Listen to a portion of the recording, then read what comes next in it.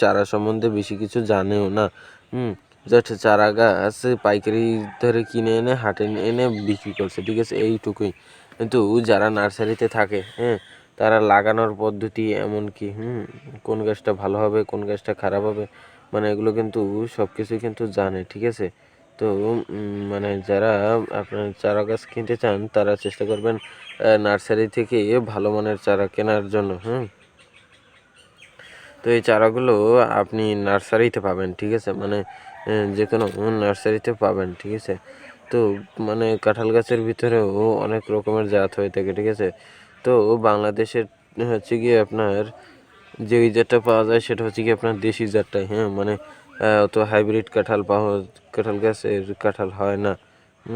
তো বাংলাদেশের আপনার জাতীয় ফল হচ্ছে গিয়ে কাঁঠাল, ঠিক আছে। আর এই কাঁঠাল খেতেও কিন্তু খুব স্বাদ, এমনকি কাঁঠালের ঘেরানো অনেক সুন্দর।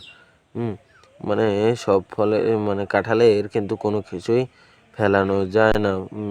কাঁঠালের আপনার কাঁঠাল খাওয়ার পর, ঠিক আছে, ভিতরের বিচিটা যে থাকে সেটাও কিন্তু রান্না করে খাওয়া যায়। আবার ওটার যে ছোলাটা থাকে, ঠিক আছে, উপরে যে কাঁটাযুক্ত, যে হালকা কাঁটাযুক্ত, কাঁটার মতন দেখতে ওই যে মানে কাঁটাযুক্ত যে ছালটা, ঠিক আছে, ওটাও কিন্তু আপনি গরুকে খাওয়াতে পারবেন। তাহলে দেখুন যে কাঁঠালের কিন্তু ছোলাটাও কিন্তু ফেলানো যায় না, ঠিক আছে, এটাও কিন্তু পশু পাখিতে খায়। আপনি গরু ছাগল যেরকম গরু কিংবা মহিষ কিংবা আপনার ভেড়া কিংবা ছাগল, এইসবকে কিন্তু আপনি সেটা খাওয়াতে পারবেন।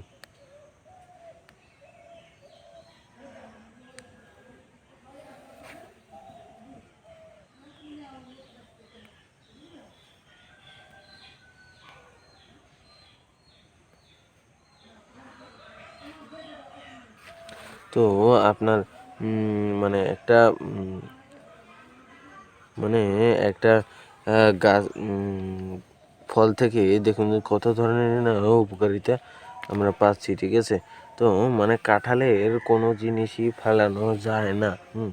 কাঁঠালের ছোলা পশু পাখিতে খায়, তারপর আপনার আটিটা কিন্তু রান্না করে খাওয়া যায়, তারপর আপনার বিচিটা যে গোলাটা ওটাও খাওয়া যায়। মানে একটা কাঁঠালের কোনো কিছুই ফেলানো যায় না বললেই চলে।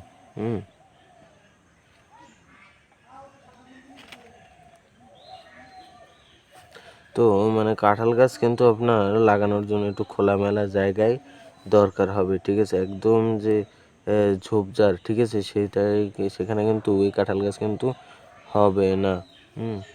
আর আপনার যে কোনো ধরনের ফল গাছই লাগান না কেন তাহলে কিন্তু আপনার এই মানে একটু খোলামেলা জায়গা দরকার, ঠিক আছে। যে কোনো গাছই লাগান না কেন সেখানে আপনার একটু খোলামেলা জায়গা